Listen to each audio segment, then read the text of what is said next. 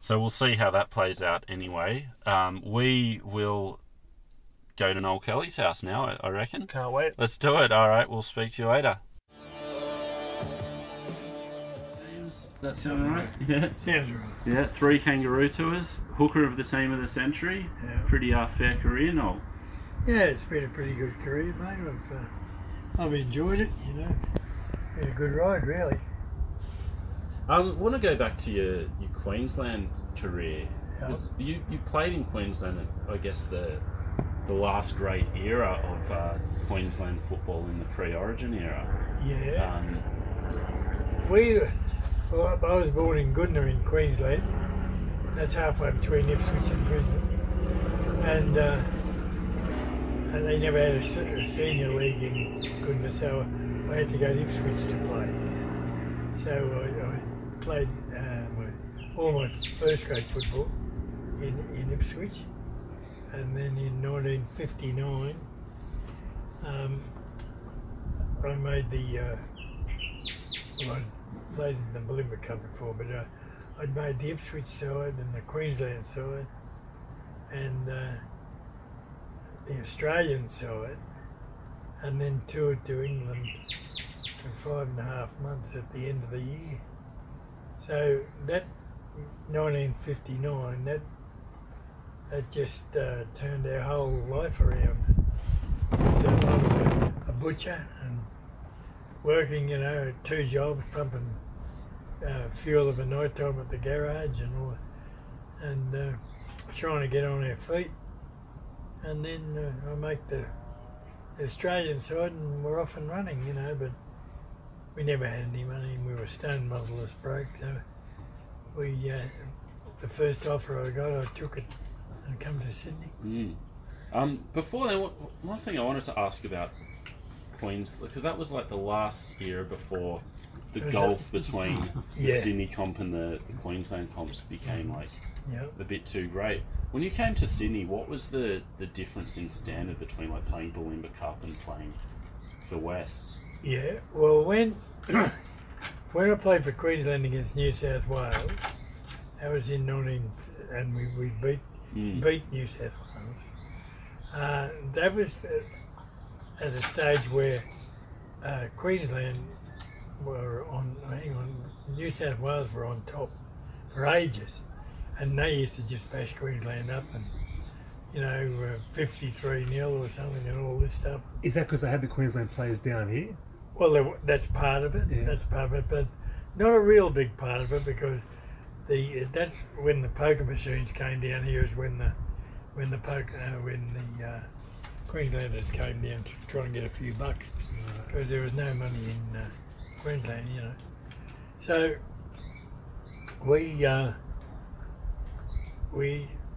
I went away in 1959, and it was really hard on your wife and our baby, 2 babies, I think, with one baby at that stage. But 5.5 months away, and we were all away on 11 quid a week, which was absolute peanuts, All we were just workhorses for the league, We're the blokes that dug the well, and I think they're drinking the water now. Absolutely. I mean, I wanted to ask you this. It's like you actually have to sacrifice your family's well-being to represent the jersey. Yeah, that's right. And then, I mean, now Mal's got the jersey, there's pride back in it, but there wasn't pride in it for a while. It must have really given you the willies. Well, that's right, and of course, losing junior league hasn't helped the situation. The league need a good kick up the arse for letting the junior league get in the condition it is. Like all our players, our rep players, and most of our city players, team players, we're all blokes from the bush. All farmers and bloody people from out in the country. And then the first people that they've neglected, in my book, is those at the school of young people that we had, and besides changing the game round to suit the TV set, but I mean, and they, as you said, we would be out there playing our guts out for nothing, and we'd do it again for nothing, or because we got that much pride and pleasure out about it. But £3 a week, bloody 5.5 months away, you know, pretty tough going. And then I had 3 Kangaroo tours, and the second one was about 4 months or 4.5 months, and in between that a World Cup. So I was never home, you know. Yeah, absolutely. And my wife had the kids. We were getting older, we got more kids, but as she was home doing it on her own, you know. Like, I mean, bloody hard to sit back and think about sometimes. Does it make you sad that the Kangaroo tour is gone? Oh yeah, 94. Disgraceful. They're like losing France. Like, France may as well not be playing, and the Kangaroo and the Kangaroo jumper has become cheap. Now, before, let's say in the 60s, to become a Kangaroo, you had to go to England, and you had to play, and to be a member of the cricket ground, they used to give you you would be given a 12 months or a time as a member for the cricket ground, but you had to play a test on the Sydney cricket ground, and you had to play a test in England. Now you can go and play New Guinea and Java, and that's Kangaroo trip. You know, like, simple as that. Yeah. And I mean, every game now is qualified as a test. Now, I mean, there is a difference between a test and a World Cup game too, you know. But it's that's how it is. They've just gone more for the dollar than anything else, and I've spent a few of them too on the way through. Well, I mean, your autobiography, which we both read and loved. Oh my God, one of my favourites. The one? Your book, Hard Man. And we have to recommend to our listeners, if you haven't read that, go out and get it. You should better get it on Amazon and in the bookshops. Killer read, amazing stories. I mean, what was it like getting picked from the bush to play for Australia? Like, to us, it's so foreign that you can do that from the country. Do you need someone to tip the selectors? Like, I think it was Dan Dempsey. Dan Dempsey Senior, was it? Well, what they'd do, like, that's, see, and they used to have, well, we'll say in Sydney, you'd have the city country trials, like all the boys from the country would go back and play for the country, and the city sides, all the city blokes, they'd all play, and they'd play off, right? And then from that would be picked the New South Wales side, and from that you'd be pumped into the test side. Now, if you're lucky enough to come up just the year of a Kangaroo tour, it's a pretty big hop from, like, I was playing in Ipswich. And that was a bush. So it's a pretty big hop from there to Queensland to the Sydney cricket ground, and then to England for 5.5 months, you know. Absolutely. But you're so young and so eager, and so I was never ever built to play footy. I'd never ever, I couldn't tell you who won the game last week, let alone 2 years ago. Like, we only ever used to get there and on the riverbank at Goodna and play anyone that wanted to play us, you know, and that was it. And of course, as you get older and you're starting to get a bit better, and you're starting to get a bit of a rap put on you, and you know, you start then thinking, well, I might as well give it a go, you know, and see how good I can be. And of course, that's probably what led us into being down here. I'd been to England from Queensland, and then I'd say to my wife, well, we got an offer from New South Wales. Do I think I'm good enough, you know, to go to New South Wales? Well, we'll soon find out. So there were plenty of people who came from Queenslanders who came to New South Wales that went home with a broken heart and their tail between their legs, you know, and from everywhere else too, you know. It's a tough continent in Sydney, and it was bloody sort of tougher in the olden days before they, you know, stopped stop the old swinging arm and all this stuff. It's so funny when I read the accounts of the scrums back in the old days. Like, it seemed like you were lucky to escape with all your fingers. If you, Oh, that's right. But see, hookers are great position on the field now, right? But it's probably the best position to play on the ground now because you handle the ball first every time. You can take your pick which side you go, and you don't have to rely on anyone. As long as they play the ball right, you're going to have a chance to do something, Well, and of course, Cameron Smith's a great player, and he'd be a great player in the olden days. Would you say he'd be a halfback back in the old days? Yeah, I would. Yeah. Yeah, half or 5'8", yeah, I would. But, see, he wouldn't be quite as good looking. There'd be, you'd have to leave your initials on him somewhere, But he's a great player and a great fellow. So, I mean, that's the prime position. But when no one wanted to play hooker normally, and not only that, you had to be a bloke who was durable, who could fight. Absolutely, you had to be able to whack a bit and be a bit callous about it because you're hanging in the scrum with your both arms above your head, right?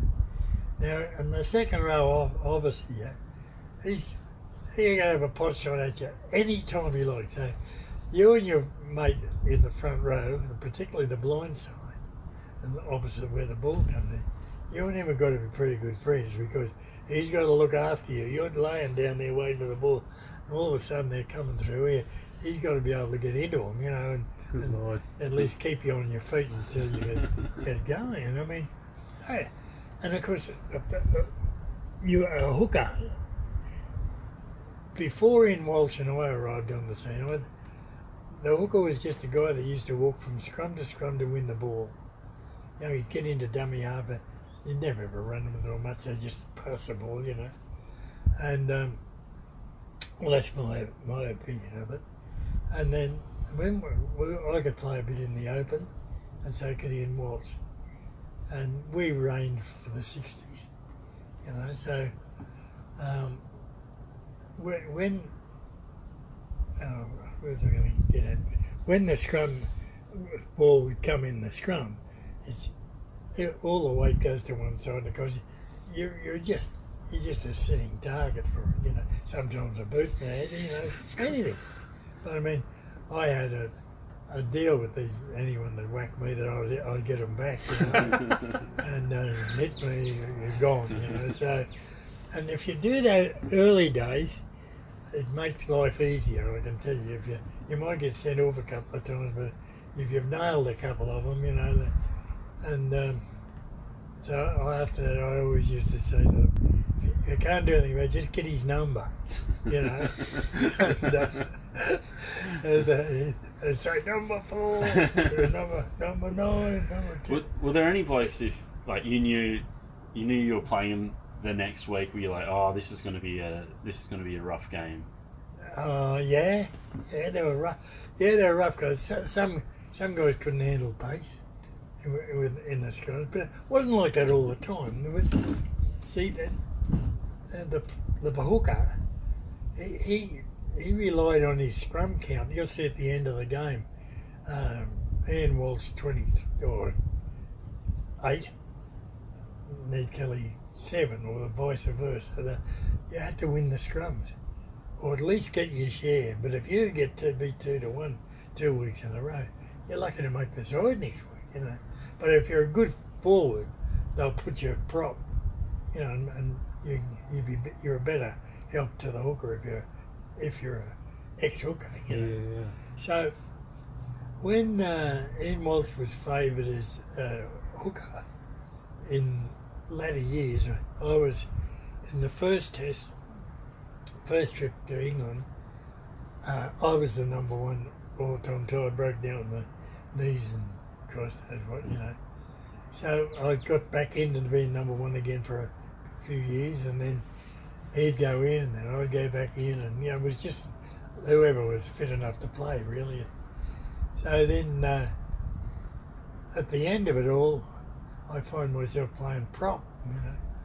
And I thought, Steve Walters was considered, in my era, in our Marvel's Yeah. era, the first hooker forward, but you were the first hooker forward. yeah, for sure, yeah. We used to hear that all the time. Steve Walters is the first hooker forward. No, never. And then we read your book, and Yeah.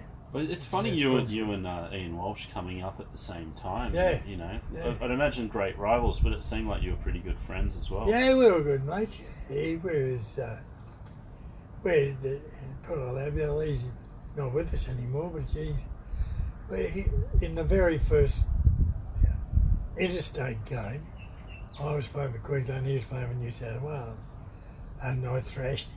I gave him an awful bash. And our Queensland side beat New South Wales that night in Brisbane, you know, and that's where I got my start. Anyway, I remained the king from there on. I was hanging in there. Anyway, it was funny, just this bit of a break, and Ian Walsh and I didn't use the same, we're about the same size. Anyway, when we'd room together, you know, we'd have our gear hanging up, and whoever got home first was the best dressed. Anyway, we used to look alike a little bit, you know. He was better looking than me, but he just looked a bit. He looked like me a bit. So we were playing Wakefield Trinity one day, and this was always going to have this big mad bus called Don Vines. He had bloody Brussels sprouts for ears, and he had nose because he was ex-wrestler, and all the things they reckon he was. I don't know what he was. Anyway, every time we played against him, it was on, you know. So I don't know, oh Christ, here we go. So Ian Walsh is the hooker and I'm the prop. So the game's going on. As the game's going on, the referee hates me because I've been playing hooker in the tour before and all this stuff. And the referee hated me. Anyway, he's all the time, get your feet back, Kelly, and stand up, Kelly, keep your arm over the top, Kelly, and all this stuff. And all the time it wasn't me, it was Ian Walsh. You know?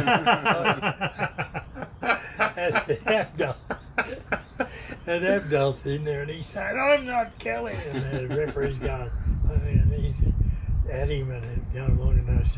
So with that, this Don Vines lets him go, and he whacks Abdal, but he sort of got me a bit too, and I thought, oh, well, Sydney or the bush, so they never did anything about it, but the next scrum, I hit him right in the whiskers, you know, knocked him right in the peg.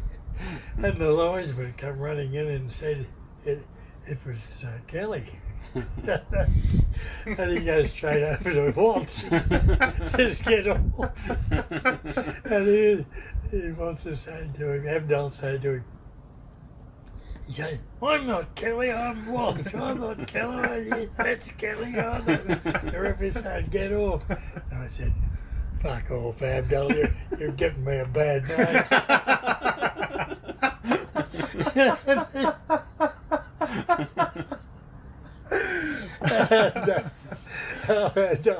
Never forgave me for it. He got sent off anyway.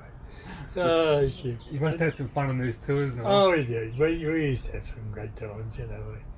If you weren't in the bloody bus, you were in the train or the something or other, you know. I mean, it sounds like these tours with the the meagre rations and you're fighting for a decent feed. Is that true? Yeah, bloody hell. There was the guys before us and going right back. They really did it tough, you know. One lot had to get jobs to get themselves home, you know.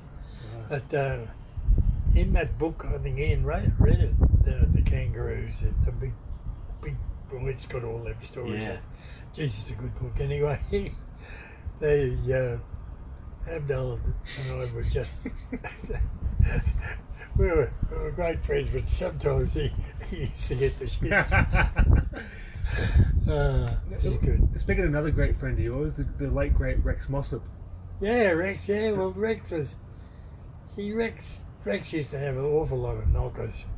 Rex, We love Rex. Well, it's funny Yeah, because so do we. we're at the age where when we were growing up, Yeah. he was like kind of a joke figure. Yeah. It'd just be, like all, bagging him out and saying, all that. Yeah. And so that was kind of what I thought of him as a young guy. Yeah. It was only as I got a bit older and got to think about his career, not only as a player but Mate. changing the game as a broadcaster. Media, media with crews. Well, you think about it, like people who bag him, they, mind you, he could be a bit aggressive or a bit abrupt, or but he played hundreds of bloody first grade rugby league. He changed it. He went to England when England was at its best, hardest years, early 50s, and he plays for Lee over there and played regular member of the team. He was part of the team.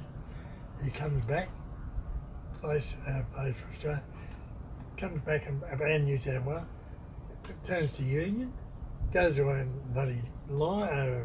What are they? The bloody. Wallabies. What are they? The bloody. What do they call themselves? Wallabies. Wallabies. All right, Wallabies. So he plays for the Wallabies. It's a dirty word in this podcast. Yeah. But he's played for that as well. Then he's come back to, what do you call it? To a league again. Yeah. Vice captain of the 1959 Kangaroos. And in all of it, he's run his own football show for 25 years. Pioneer. Pioneered it. And it was a good show.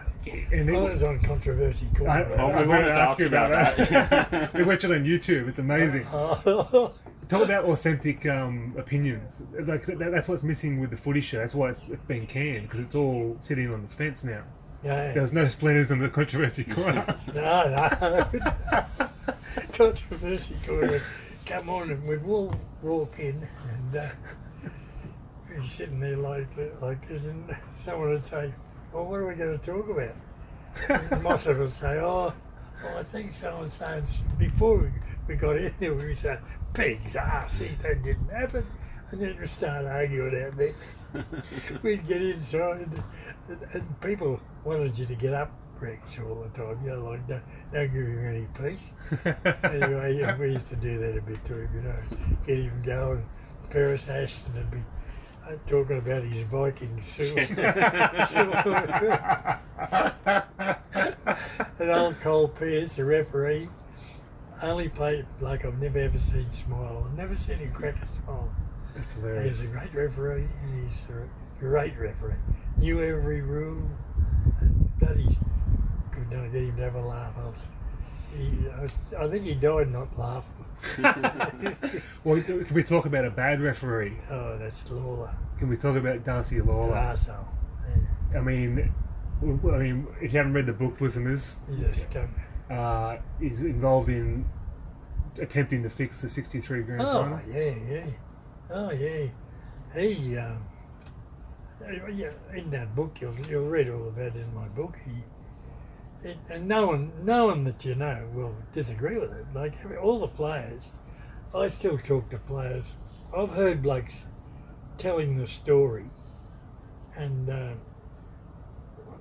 of what happened, because I'd written in my book, but he'd been through it. Like he played for St George, this guy, and he was Peter Armstrong's his name. I was up in the surf club up at Rainbow Bay one day, and I heard this bloke talking about this, what happened in this grand final when he'd put his money on the St George, Anyway, he was telling it word for word, and I thought, shit, this bloke, and he was using it as what had happened to him on the field with the Darcy Lawler. And he said, if he calls you your name, you're right, you can go do what you like. He said, but if he calls you your number, he said, you're gone. He's going to ride you all day, or he's back the other mile. It's just Disgusting. He should have been shot. He should have been shot. Some of us should have shot him. So Jack Gibson, he had friends in the underworld. Well, and Jack Jack had the biggest SB in New South Wales. Like he knew where all the money was going. So, was it a known fact that Lawler had a gambling problem? Or? Oh, yeah. Yeah, right. Yeah, mate. Well, look, to my way of thinking, and like, we wouldn't be the only blokes that know this. I mean, there must have been people on the board of control or whatever they called it in those days. They would have to know. It's just, I mean, you don't make many grand finals, do you? No. And it must stick in your craw to this day, Well, right? in the same year, in 1963, yeah, in the same year we won the major final, and we went straight into the what do you call it? I reckon he had his money on St George that day, but right on the bell, the bloody bell was ringing, and I made a break right in front of the member stand. And I gave it to our two halves, and I think Kevin Smythe scored under the post as the bell was ringing. And he had us down 8-6 or something like that, you know. And we were shot birds. We were not going to get out, except I spotted a hole near Elton Rasmussen and got past him and unloaded the ball. That's the reason I know what happened. We scored a try and the bloody ground erupted. You know, it was unbelievable. They usually did that to people, but this day we did it to them, and we played better than them all day. And I reckon he that day he had us gone and he'd done his dough. He had his dough in his pocket until this happened, and then boom, he's gone, and we've knocked him off on the bell. So he's doubled up on the grand final. You got to wonder about the officialdom of the era when a guy's got that much heat around him. But don't go into that too much. You know, they still friendly. You know, but you're right. You know, why is it allowed? Is what I'm getting at. Like, why wasn't he pulled up? Well, that's right. Even if it's rumour, it's like it's. Yeah, well, anyway. See, what do you say? Who's going to pull him up? Who knows? Half of them. I mean, it's kind of like it's done now. The history books will say, you know. Yeah. But I wonder if that was obviously the third grand final in a row you guys lost. Yeah. That was the end of your challenge to St George. Yeah, but that one, it was. But they deserved to win the other two. There's no risk about them. They were never in doubt. They were better than us. Half of us were unfitting in the first one, and I couldn't walk, let alone run. And then the second year was second time. Yeah, it was. We were a bit better, but not much. But the third year, we were on fire. We were playing good footy, you know, as a team. Been there before, you know, it was good. Do you think that kind of like broke the spirit of the team in some way, or do you think it was just players getting older, moving on, that sort of thing?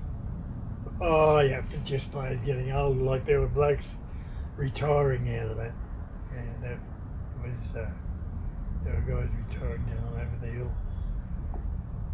You mentioned your knee there. You had the knee injury early in your career, right? Oh yeah, I took it with me to England and study things. So, like, I mean, in the modern medicine, it might have been fixed up, but well, in those days, you couldn't do much. I did it in town for playing for South Queensland against North Queensland, I think it was, and that was in about 1958. And you had it for the first tour. Oh yeah. Oh my God. Yeah, it was murder, you know. Yeah, but used to strap it tight and put the capsule on it and burn it and do everything you could, you know. As a matter of fact, they talk about how much football they play now. You think about, say 1959, playing in Queensland, we played all the trials, and there was plenty of them. Queensland, South Queensland played North Queensland, then North Queensland played South Queensland, and then Wide Bay, and then you play all these trials, and then you get into your local preliminary, then you go into your club sides. Right, so you play all your club footy, then as you're playing your club footy, they pick the Bulimba Cup, And of all the footy I've played, none of it was harder than Bulimba Cup. Oh, the Brisbane, Ipswich and Toowoomba. Oh, jeez. That was absolute murder. You know. But I'm not kidding, it was murder. The grounds were like bloody granite, you know, those terrible grounds. The Queensland sun baking it. Oh, yeah. Well, up on North Ipswich Oval, there used to be the big gas works behind, and you'd be sucking up gas. Oh, Jesus. And it was like, it's just like, one big cricket pitch, you know. Anyway, so you'd play all your trials, and then you'd play your trials into that Bulimba Cup. You'd play the Bulimba Cup. From the Bulimba Cup, you play 3 games in that, 3 games in that, I think, maybe 4. So anyway, then you go, you get your Queensland side picked out at South Queensland side, and you play North Queensland side. Then you play the Queensland, plays New South Wales. Then you 3 tests against New Zealand. So when you play the 3 tests against New Zealand, you get on the bloody plane the next day, and you go to England, and we played 36 games. You're away for 5.5 months. You come home, and the Frenchmen arrive.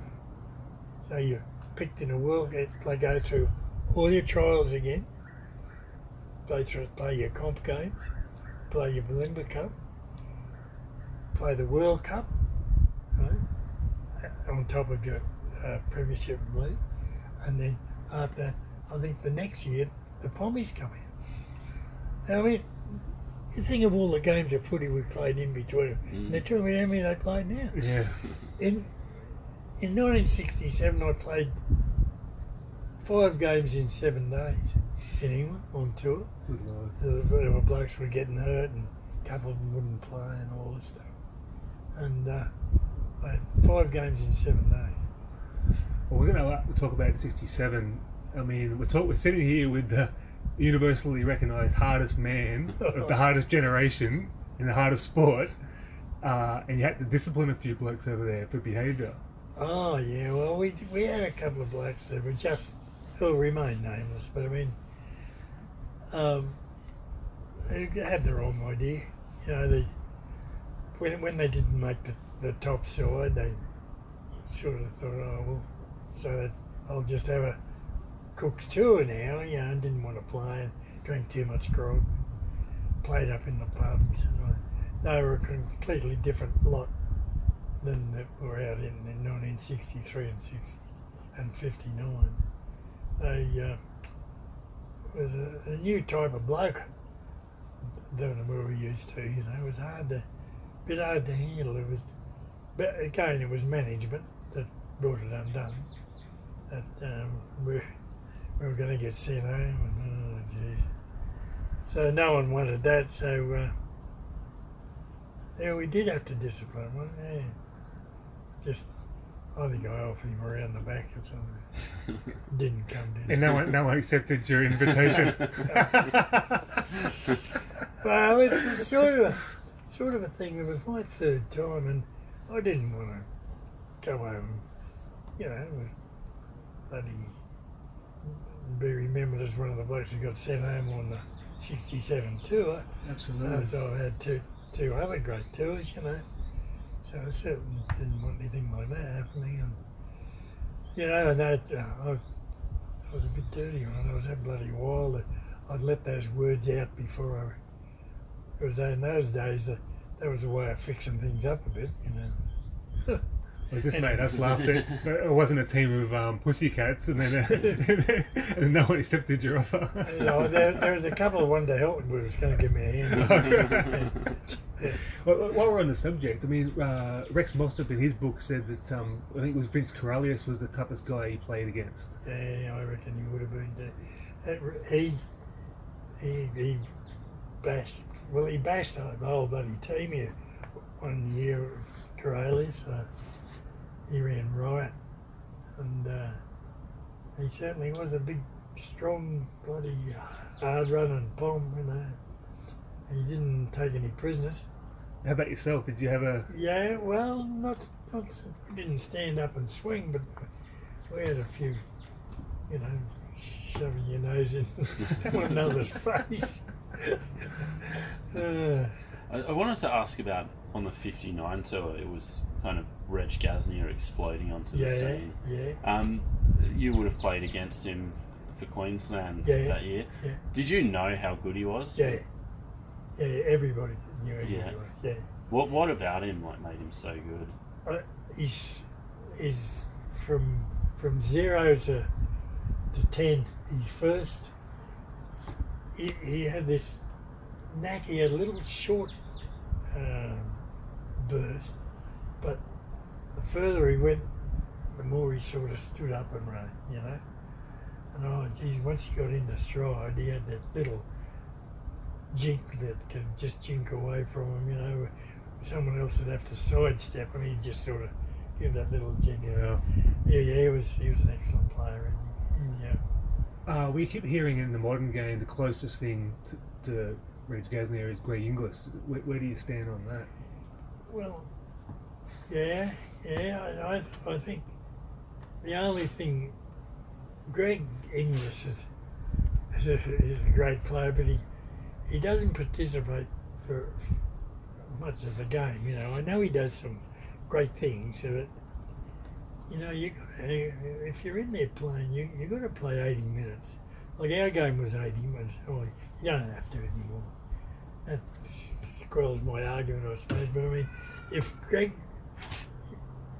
had Gasnier's oomph, like a get up and go, Gasnier wasn't a tough, bashing, what do you call it? You'd compare him to a gentleman, you know. He was clean cut, and when he scored, he was usually just putting it down under the post. Just beautiful to watch, you know. Like I heard Frank Hyde call him a gazelle one day. He hit the line, hit the ball, and as soon as he started to throw his head back, he knew he was going to score. And Frank Hyde said, "I don't know what he looks like." He said, "Well, what do you?" But he just looks like one of those big gazelles that throw their arms and legs out. And he did too, you know. Frank Hyde described you in a certain way too, didn't he? Hey? Frank Hyde described you in a certain way, didn't he? Oh, with a cow. A cow on a bike. Yeah, That's a bit offensive, isn't it? Try, he said he's gone in and scored a wonderful try, he said. And he looked just like a cow on a bike. that wasn't your try at Swinton, was it? In 63? Yeah, I think it was. Because I watched that only recently, and the dummy you did to score that try, it was like Brett Kenny-esque audacity going under the post. It was like, was that a feature of your game, or did you? Yeah, I could do all that, but mate, it was a positional play when we were playing. Hookers weren't expected to do that.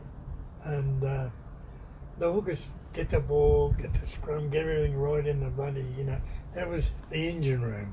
And you didn't have to move yourself out there to get the ball to, you know, you'd like, there were sometimes you'd have a game and think, God, straight, might as well stay at home, you know, like, for all the outstanding things you did, but most of it was grinding away in there, knocking them down when they're coming up the middle and all that stuff, you know. Or setting, we saw every forward that played for Australia, I reckon, prop, could all run with the ball and jink a little bit and unload the ball. And we learnt that off the Poms. Like the Poms come out here, like Paul McTeague one year, and they used to call it the roll. He'd roll through it. Next minute's pop the ball out here, and three blokes running off him everywhere. So we used to try and do that. And but mind you, see, today they're getting taught to play when they're 12 or 14, but we were going to work and bloody, we didn't have time to go to extra bloody training lessons and all that. busy trying to feed the family, you know. Different world. Yeah, different world, mate. Different world. But if these guys here today, not in any way saying they can't play or I'm down on them really, but if they had to push and pull in the scrums, like we used to have to be like bullocks in the scrum, you wouldn't see them diving over here and jumping over there. And here they are now. They can put their hand up and come off when they feel like it. You know what I mean? And they're saying the game's faster. Why wouldn't it be fast? Absolutely. Is that something that annoys you watching the scrums? Oh shit! Yeah, I hate it. It's just a joke. You like in the old game, no one knew who was going to win the ball. So if you're standing back there attacking because you think you're going to win the ball, and they win it, you've got a big job containing this, and that destroyed the back footy. Like knowing you're going to get it, might be all right knowing you're going to get it, but the other bloke knows that you're going to get it too. You know. So I mean, I just think that's a blemish on the game. Even look in rugby union, they don't put the ball in the middle. They have all these bloody stupid scrum rules and all that. But you watch. They walk up to the thing and just roll it straight through the back of the scrum. No one says a word. But you get to go. You win the ball when you put it in, and that's what they should tighten our scrums up a bit. Keep them big bastards in there and let them push a bit. Keep them out of the road. Well, it's a bit hard to lose the scrum when you roll it past the lock's feet. Oh, that's right. What do you do? Yeah. And then he says, the bloke strikes for it or something. He don't strike. Oh, shit. Amazing career. You started in the height of the unlimited tackles era and you finished in the 4 tackle era. Yeah. That must have been a shock to the system. Yeah, well, yeah. But you work your way through it. You know, it's there, everyone else is doing it, sort of, you know. So did the game just snap overnight into this fast-paced? Yeah, it will, yeah. Well, don't forget they had that bloody takeover, that, what do you call it, Super League. Then I think a few rules changed in that, you know. Become like touch footy almost in the... It did, yeah. In the Super League era. Yeah, so I mean, look, and I reckon the right people are getting the money. The players now are getting the money. But when you consider that when we went away on a big Boeing, big British Empire Electra, the biggest plane they had in those days, and we get on that at Mascot. On the way we go on the plane, women and kids and everything all in, down the back. Smoking was the go in those days. Yeah, down the back, and the booze was all down the back. The plane used to fly like this. Everybody used to go down the back and have a smoke and a can. You stand there talking to this bloke here, but you can only see him up there. You wouldn't know you're talking to. Like the rest of it was smoke, you know. Must be like a nightclub. Yeah, and then you go back up and we'd be playing 500. You just tip your seats right over backwards in those days and sit up on that. You turn around and play with the blokes behind you. Oh, and you'd play cards all the way. And then and sleep in the bloody 52 flying hours. Holy Jesus. Yeah, all over Cairo, anywhere you fucking like, we went there. And it was like the mail run. Oh, but, man, these horse and dog or something. Anyway, all those things, and then we'd be over there about 2 weeks and just about to have our first game, or maybe have just had our first game. In would arrive all the fucking trumps, all the border control, they call it. They'd arrive and they'd stick us out at Hill Creek, 22 mile out of Leeds, on a fucking old farm or something, pub up on a hill, where we had the trout being. And all the fucking toffs, the bosses, they'd come in, they'd all stay in the Queen's Hotel, in the fucking first class, and we'd be fucking out in the fucking never. Who was the manager on your tours? Was it Bill Buckley, was it? Or? No, he was the president or boss of the border control. board. It was they used to call it the border control. Yeah, and then he was not president. What was he? He was the gun anyway. He was the big boy, and then there were all and it used to be all old blokes from each club, like old Latcham Robinson from Balmain and Frank Facer from St George and someone else from down here, and they all scratch one another's back, you know. You couldn't shift them. Not much changes there, right? No. This guy's a fucking goose. You had Lou Moses at West. What was he like? Well, luckily, he parted company early days with me. You know, I couldn't get on with him. I couldn't stand him. But he'd be ringing up the papers and then blaming everybody else for ringing up the papers. All that's fucking crap, you know. You don't need. No, we weren't getting on too good, old Illinois. Well, I mean, we've done a few history corner segments that Michael's researched about Ilkley, the hotel there. Do you reckon the Kangaroo is still a dirty word there, or The what? the hotel at Ilkley? Oh shit! No, that old bastard that owned that. Every Kangaroo still with me. And what he'd do, he'd go around and buy all this old shit furniture, and it looked anything. It was supposed to be real old stuff. Like antiques. Antique, supposed to be all antique. Anyway, you'd put your foot up on it like that on the fucking leg of the ball. So he was an old prickie, and he got us every year. Anyway, yeah. Anyway, the last year, I think it was 67, we went down the road and stayed down the road. But he was an old codger. He had it all sorted out, what he was going to, what he was doing, what he wasn't. But there was a shit fight. There was fucking rats and really, it was a fucking shocker. Sounds like Steptoe and Son. Oh, it was a shocker. But it was a good spot. Ilkley, we all liked good Ilkley, but we were just so far away from everything, you know. Like, you had 26 players locked up in a bloody room, and they're locked up in a pub with nothing in it. And what do every night? Sit there and talk to another, go and have half a dozen beers or something. I wonder if they were thinking, we'll keep Johnny Raper away from Leeds. I think it needed to do that.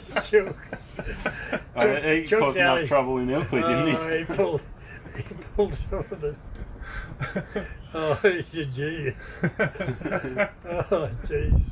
I was in Yorkshire last year, and I went on a self-guided tour of Ilkley in honour of a few old blokes, and very short tour. There's not a lot there. No, there's nothing. And there was a lot of people there the day we went.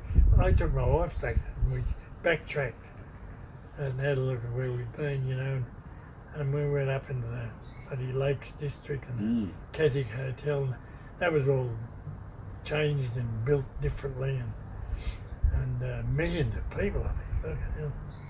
But they, we were pretty lucky that we went at a time where, like, tourism wasn't the biggest thing in the world, like anything like it is now, you know.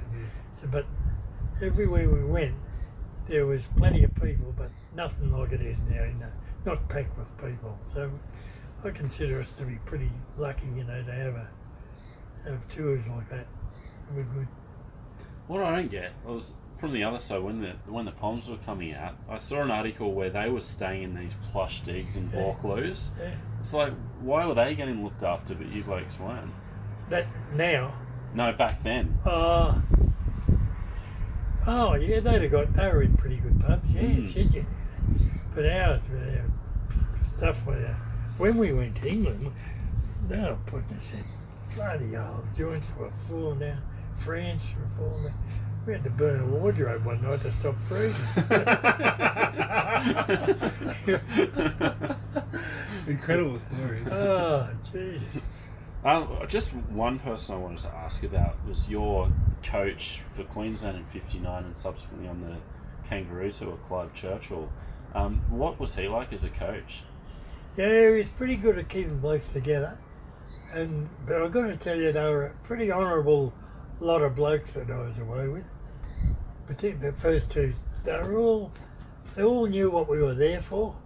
It was sort of drilled in to us all, you know. Everybody used to say, "Oh, then you'll know what you're doing. You're playing them bloody Poms over there and all this stuff." And he used to keep that guard up a bit, you know, like when you're playing 36 games, it might sound a lot that you got 26 players, but you're playing 3 games a week and stuff like that. And I mean, you're losing a couple of players all the time, so there's blokes backing up all the time, like getting yourself ready to go back. I used to spend half the time between. I had a crook back even then, and I used to keep the poor bastard up rubbing me back half the night, you know. Then you get back out and into it again the next day. And I guess if you're out for 4 weeks on the tour, suddenly Ian Walsh is playing every game and well, vice that's right. versa. That's how it happens. Yeah. What was the difference between '59 and '63? Like pretty good teams in both occasions, but what got you over the line the second time? The fact that the 59ers, the blokes that had been there in '59 had been there before. There was no shock to it. Like coming from Australia to England, there were blokes like it, me, who'd never come from Ipswich to Sydney. You know, so you didn't know what to expect, or you know, you're standing there, oh, this over the time, having a look at. Then it's only about 3 weeks later, and you say, not another fucking Kangaroo. Oh, not another old bridge. You know, all this stuff. How about the grounds? Like you went from the rock hard Queensland grounds to these soggy mud used tracks. to kill us. Yeah. Our legs for the first couple of games, first couple of weeks, would be bloody awful. You know, you tried on the ground. Some of them were bloody, but now they're bloody beautiful. What about the communal baths? Oh yeah, they're good. A lot of fun. I mean, how weird is that? To us, that's It was weird. the weirdest thing in the You world. never got in with them. I only got in with everybody. Used to try and get over near the line when the bell rang. They'd be in their corner.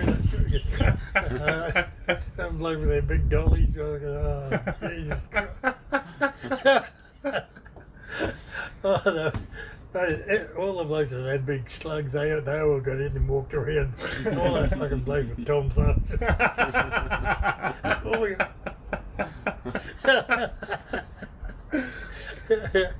Do you still go to the reunions? Yeah. They still put them on? Yeah. I'd imagine they'd be a bit of fun. Mate, I got to tell you that the Kangaroos reunions. The Kangaroo lost his way here for a few years. You know, like the Kangaroos reunion. If we didn't have, 20. I reckon there'd be 20 Aussies or 25 Aussies, 20 Kiwis and 20 Poms there. You know, like that's how it was, and that was only the Kiwis and the Poms that were keeping the Kangaroos reunion going. But Mal's arrived on the scene, and he's said, "Oh, this is no good," blah blah blah. So he's pissed the Kiwis and he's pissed them off, and we get to sit down with the current Australian side, but. We went and had this one the other day. There's only Vedic, and there was only say 40 Kangaroos there, and he sets the team up the front, and us down the back. Instead of putting in, this is in the dining room, and they used to have in the new. We went to before this. A new Noble stand in the cricket ground. So we got looked after and pushed in there. And, well, yeah, good. Yes. I think it's the best, better than fucking climbing around in all the shit after the game, which we used to do. So anyway, we go to this one the other day, and they got us back in the cricket ground, in the members' stand, which suits me fine. And it was just back to the bad old days, you know. We got these blokes who think the game's just started this year, or, you know, Australia's playing their first game ever. You know, they don't want to know anyone. That was the feeling I got. But there's a heap of them who wanted to come and sit amongst the Kangaroos. You know, 'cause a lot of those guys, you know, they've read the books and followed the footy. What's his name from Penrith, the prop?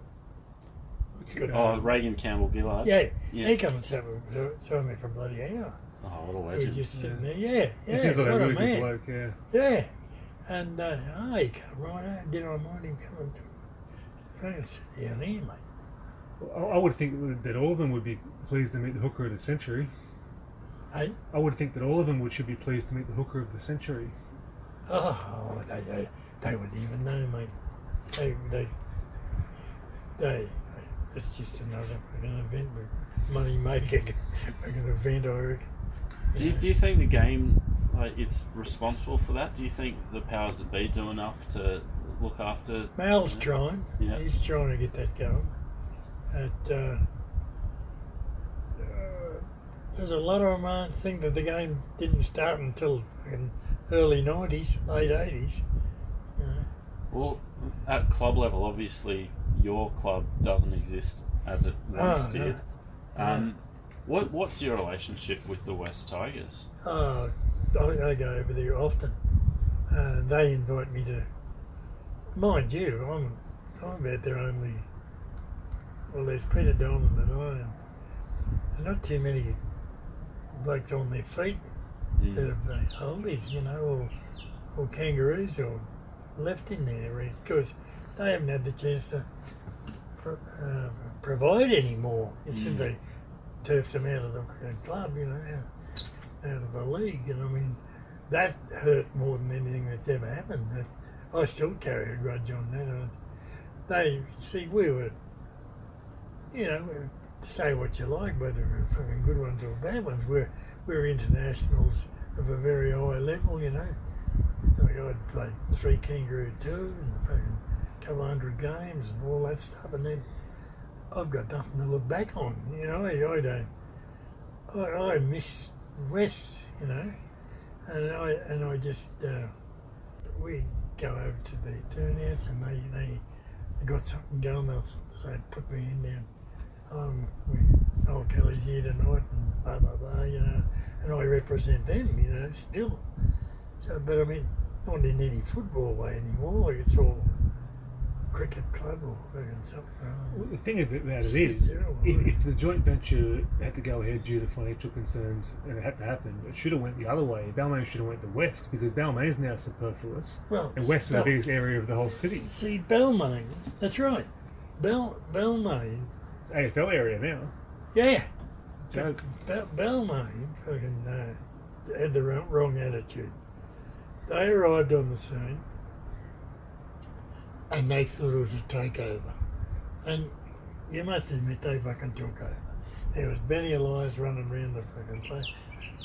Big bloody, what's his name? Zero. All them players. You couldn't, the old West players never got an invitation to a game of anyone, you know. And when you did get one, when you got there were fucking 25 Balmain people there. You know, what a fucking joke. Anyway, I hated it.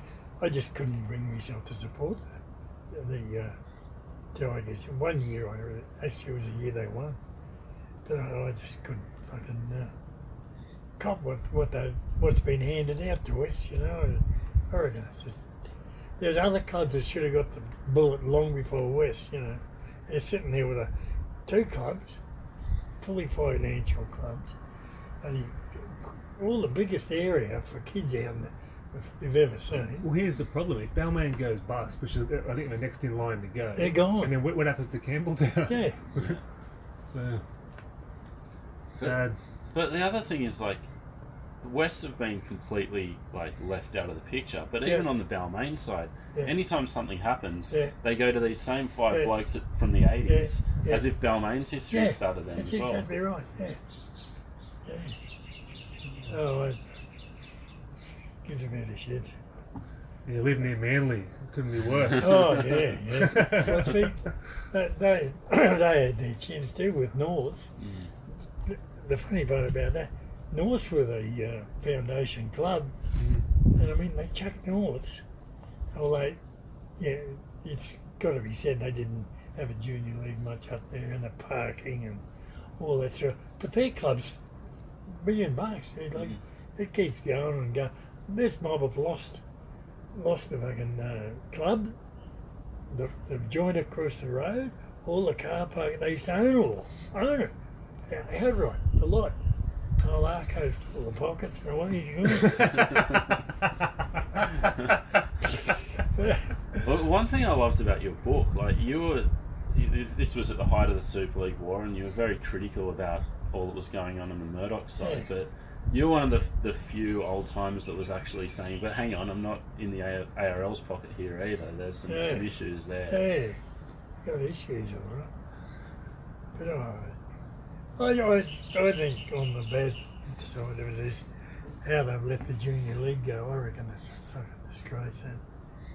And well, there's lip service this budget that they're going to be putting money back into it. We'll see if that actually happens, eh? Yeah. See, that's right too. But I mean, when you do things like that, it's well, you can't take the grassroots or the basics out of things, can you? Like, I mean, with he's sure got the arse. Yeah, agree. South can cover that area. They still can't draw a crowd. They got the bloody best training ground in the joint. And honestly, some of the time they say, "Oh, there's 14,000 there." There's 4,000 there. Keep showing you the same little square of people. Just to hopefully finish on a positive note, I wonder if there is any players playing today, or maybe in the last 30 years or so, that you would have liked to play with or against. Is there anyone that stands out? Yeah, mate. I reckon the players today they'd be just the same as the players of yesterday. I mean, you could never compare it for the fact is they've been trained since they were bloody 10, 11 and 12 or 14. We're still fucking working, you know, to get ahead. Like, I used to work I had 3 jobs. I was a bouncer at the Narrabeen pub. And this is purely because we had no money. I was a bouncer at the Narrabeen pub. I was a butcher in the Corso at Manly. And I drove the fucking ghost train and the knock 'em down stalls on the Manly fucking pier. I read that in your book. How did you get that book? How did you get that job? Because one of the blokes at the butcher shop worked there too. Right. So he got me a job. Awesome. Yeah. Like, how many kids would have ridden that ghost train not knowing that, like, Ned Kelly was there? Yeah. Anyway, we used to have our trouble with those little bars. I forgot to ask you something. We'll probably cut this and splice it back in. But when you went to Ayr, and you had to play for 5 clubs, yeah. But I didn't have to play with anyone in the Green Four. So the deal was you went to one club, and when you got there, they said they've all chipped in for your fee. Yeah, that's exactly right. He said, I went up, and I was having trouble with my leg too. Anyway, he says, like, I think his name was Dave Tosh. Anyway, he said that they'd like to offer me 800 quid a house and a job. I said, I'm getting fuck all in Ipswich, you know, and I just come back off the what do you call it, Kangaroo tour. And the funny part about it is that I'd just been away on the Kangaroo tour, and people think that because you've been out on the Kangaroo team, you're going to be a great coach, you know, which isn't always the case. You know, you might be a bit better than the average bloke, but you mightn't be any bloody good at it, you know. Anyway, I get this thing. All right, so Chris was Judy was just about to be born, so, and I had to go up, and it was a fucking rain, never stopped raining. Drops of rain that big, I'm not kidding. If you got everywhere, it'd knock you out. Anyway, I was going up in this little Morris Minor ute, little utility I had. I'm going along, it was fucking there floating off the road. Anyway, I get there and meet this Dave Tyson. She takes me around to the house. And, oh, Jesus. Here we go. It's a cane farms and all that, you know, cane farms. So he said, now, we'd like to have a meeting with you. The five secretaries would like to have a meeting with you. I said, what do you want 5 secretaries for? He said, well, what happens is here, he says, each club chips in a bit for the 800. I said, fucking 5 is just chipping in for 800. Anyway, must be pretty wealthy clubs, so they, you know, away they go.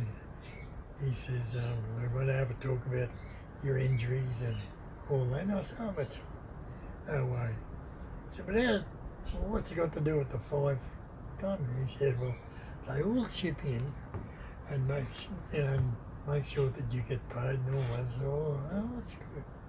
And then to repay them, you play with a different club every week. So what?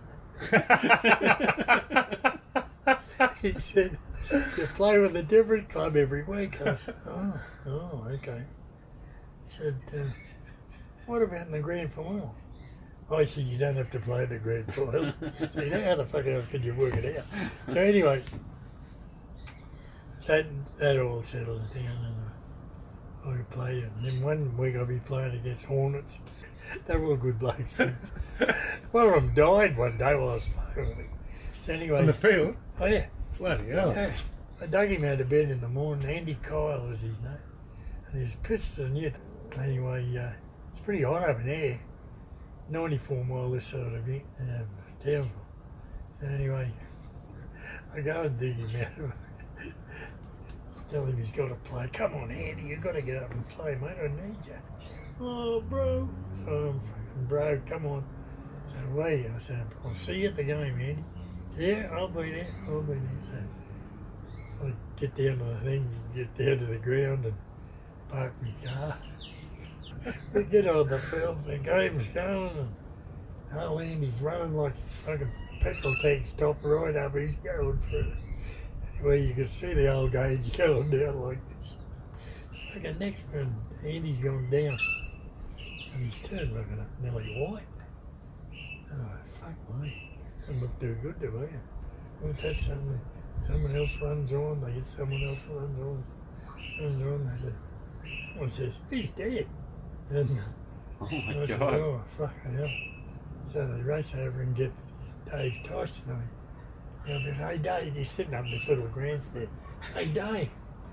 And I said, he's dead. He said, he's what? He's dead?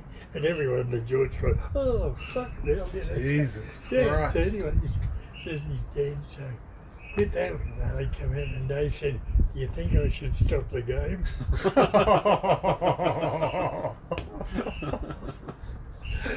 Oh, great people, but Jesus, no, everybody. Oh, we had a great time. We used to shoot kangaroos of a night and catching crabs by the thousand. Is it true that they whacked a transfer fee on you like they were Manchester Manchester United? They won that. That's a bit cheeky, isn't it? Yeah, I couldn't work it out. I said, it's just a case of one of the smart bastards there is probably sure we'll get money back for him going to. So it almost cost you your Sydney career. This because there was probably nearly did. Bit of push and pull there for a while. Yeah, there was a bit. I wasn't involved either. I don't think it was too serious, to be honest. It made me laugh. I think the paper's got a hold of it and read on it. Just last thing, we don't want to hold you up too much, You're right. but just thought maybe to finish up, you could just give us your opinions on a few of your contemporaries. Right. One bloke I wanted to ask about, Norm Provan. Yeah. Like, he's kind of like held up in this, Yeah. like, comes across this He really should classy be in the guy. model. One of the greats, unquestionably, but Yeah. he seems this like kind of above it all. Like, he doesn't seem to have that same kind of hard edge of some of the forwards at the time. But I mean, surely he must have been able to mix it with He the best of he them. mixed it with everybody.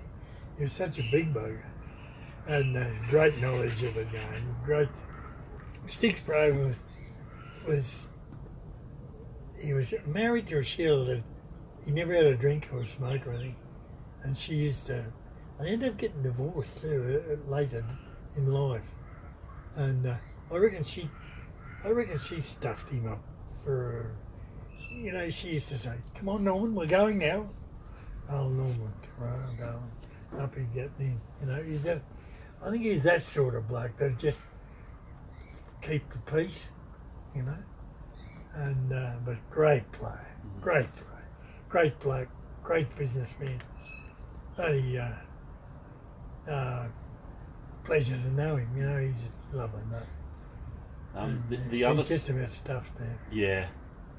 The other side of that, famous photo and statue, your captain at Artie Summons. West, Artie Summons. What was he like? Oh, Artie's a fantastic bloke. Fantastic bloke. Artie wasn't the greatest rugby league player going around, that photo was the best thing that's ever happened to Artie, He'd tell you that. He's sitting here, he'd tell you. He knows it too. I fucking tell him off. And he says, his pet birds, if you ask him about me, he'll say,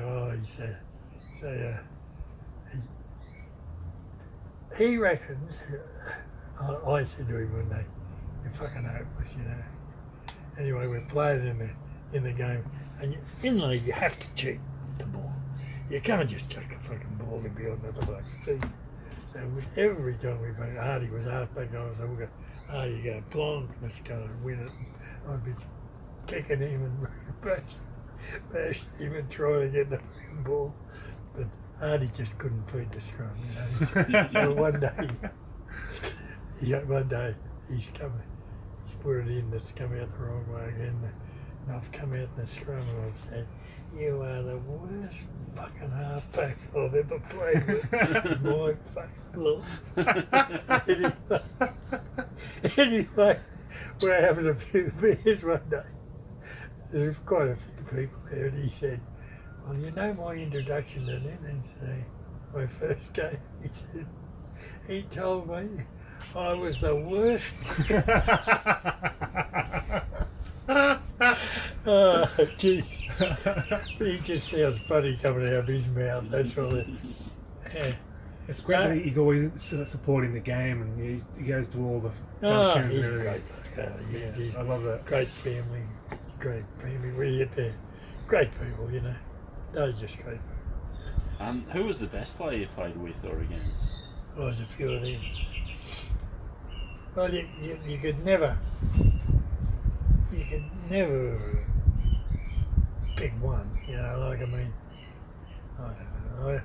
The old Ipswich front row, we bashed up New South Wales with it, we bashed up New Zealand, and then we went away on the Kangaroo tour, the three of us.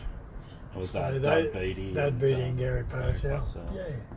So those guys, because they didn't play in Sydney, you miss out a lot of press. You're probably reading it up there, but not as much as down here. They push in. If they were playing down here, they'd be in every website. There's no doubt in my mind. But when you're talking about great players, sadly enough, Chang's the old version of Billy. I think Billy's as good as I've ever seen. Really? Billy, yeah. And I think you've got to throw Chang in there. But, I hate him, but him and I don't get on. But he's just a pig. But he's a fucking great player. So the less said about him, the better anyway. But Kenny Thornett, Leslie Johnson, and Ken Irvine. They still haven't broke his record. I don't know. Yeah, it's amazing, isn't it? Playing with a club like North, running last every year. He's leading the points. Incredible. And try score. Imagine what he was like if he played for St George. Oh, mate. They're talking about that bloke scoring 6 the other night or something. He would have scored 16. Fair dinkum on, mate. Well, one of the great stories in your book was the Irvine v Brian Bevan lineup. Where you said...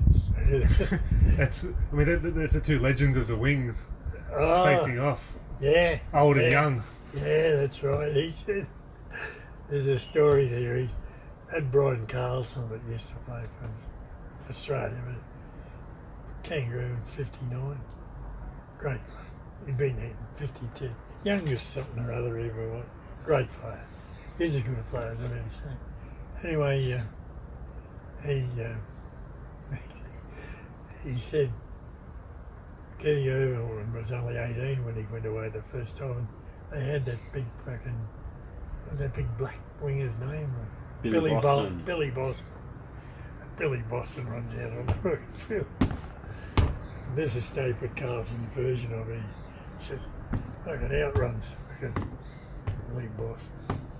And he said, just over on the other side, he said, there's Kenny Irvine. Out like this, he said.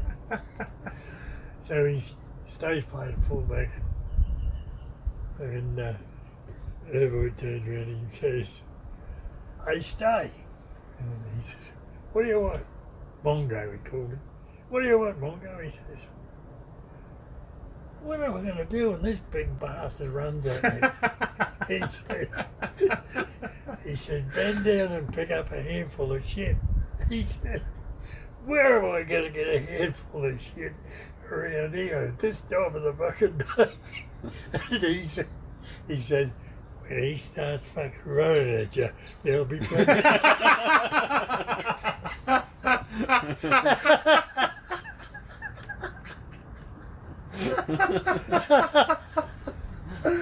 Oh, that's brilliant. And Stafford Carlson was the funniest bastard. Last question. Your book's called Hard Man. Yeah. Who's the hardest man you ever faced? Oh, well, plenty of them around here. Like, I never had a lot of trouble with anybody in those days. I think what the old 1-for-1 treatment, if they see when you're a hooker and you got your arms up over your head and some pots you, you can get their number. You don't worry about how you get him back later on, and you do that a couple of times, and you risk being called a fucking king-eater artist or something, but the bloke's fucking never hit you again, So I had this rule, I'd let one go. I'll fucking pay for that, mate. Give it to them sooner or later. And it's sort of stuck with me right all the way along, that don't get into the because if they're talking, I'll say, "Don't bash the bastard, he'll bash you back," so, and he's good at it. So, that in mind, and there were also other aspects of it. I reckon a lot of hard blokes, and I'm not saying hard, that's just a word that was put on me in the Bulimba Cup game. But that, I think you find that most real hard blokes respect one another more than, like, we had two blokes here, Spud Carroll and what's his name from Newcastle? Harrigan. Harrigan. Now, those two ran into one another like two mad bulls, I could no sooner do that than fly in the air, it hurts too much, And then I can't remember anyone else doing those sort of, like running in and really head on one another. I'm from Newcastle, so I was at the game Well, live there as a kid. Could you understand I that? couldn't believe it. Yeah. I've never seen They ran from 50 metres out. two of those big bulls that have got them big horns. Hear the bang a mile away. Huh? Two nice blokes, two good blokes. But I would say if that's what you call the zombie, fucking sook. Well, then we've read every book there is to read in rugby league, and there's so many of the toughest men. It's like you was the toughest man, so there's something to be proud of. Kevin Ryan was a tough bloke. Kevin Ryan's big, one of those raw bone bloody blokes that no matter where you tackled him with, one part of his bone would hurt you. You know, like them bloody Fijians, like they seem to be all elbows. Well, Kevin was like that, you know. But I never had any trouble with him, and he never had any trouble with me either, I'll tell you. But there was, there was a few Poms, madmen, but they'd put a madman in over there to bash you, but he couldn't play. Yeah, right. You know, so... Doesn't really count, does it? I know. If you're a madman and you can't play. Can't play, yeah. And they did that a couple of times. There's a couple of blokes called Shaw over there. They were fucking loonies. Well, the trick was to put them in the game before the test, wasn't it? On one of the tour matches to bash let them blokes soften around up, yeah. They put a bloke called Frank Foster. A bloke came to me one day and he said, "Hey, Ned." And he used to drink with us a bit after a game in Pommy. And he says, "Hey, lad, they've put Frank in to look after you." And I said, "Frank who?" I hadn't even read the program. And there's this bristle fucking headed, ginger looking bloke called Frank Foster. And anyway, about quarter of an hour after the start, he's come in with a late tackle. And I said, "Hello. Oh, it's my friend fucking Frank, you know, he's going to get me." So he fucking half got me with a side-on thing later. But he fucking made the mistake of picking up the ball and fucking running in my direction. And I hit him with the Forearm. I can still feel it. It was like hitting a fucking good one wood, you know. Frank participated, didn't participate much. He had his feet hanging over the side of the trolley. I fucking wheeled him Oh off. my god. I mean, if you do that a few times, you fucking get a bit of respect, man. Especially when the people jump away from you when you're getting on the bus. Well, I want to finish on this. What was the feeling about being named in the team of the century? It's great sport. Pretty good, yeah. Pretty good. It was,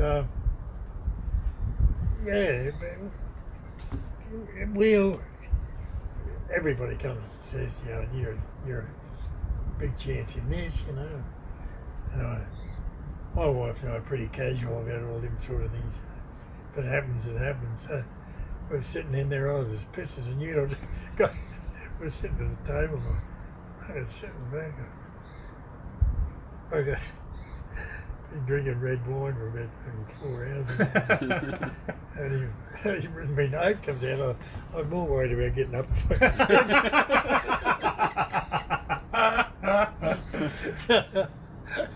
But I was getting anyway. We were there. That was the main thing. That team is just spine tingling. It's a great team. In that team, Great team. illustrious company. Yeah, it's good stuff. And yeah, so I mean, for that reason, meanwhile, it's been such a thrill for us to talk to you today, Noel, and thanks, really mate. appreciate it. Thank you so much. Okay, thank you. Lovely. Cheers. Thank you. So there it is. I'm buzzing after that. That was truly an honour to talk to the great Noel Kelly. What are those stories? Incredible career, legend of a bloke. 3 tours is, and we heard how arduous the tours were. Yeah. On the family life, on the injuries, and the amount of games they had to play to do 3 Kangaroo tours in those days. Yeah, and Incredible. tragic how these blokes have just been left behind. You heard Noel talk about it. Like, It's, I mean, Mal's obviously doing something to bring back the passion of a jersey, but it seems like the powers that be aren't that too concerned about it. I mean, you got to treat your legends with the due respect. Yeah, absolutely. But yeah, so thankful for Noel for sitting down to us. I hope you all listening in get the same thrill that we did hearing those stories from Noel. Yeah, I mean, it's sends tingles down your spine hearing the old tales, and we're talking to the guy who was the hardest guy in the hardest era in the hardest sport. Yeah, and he didn't consider himself hard. No, yeah. So anyway, that's the show for this week. We'll be back in the not too distant future. Hope you all enjoy the World Cup final and anything else rugby league going on. We'll speak to you later. Toodaloo.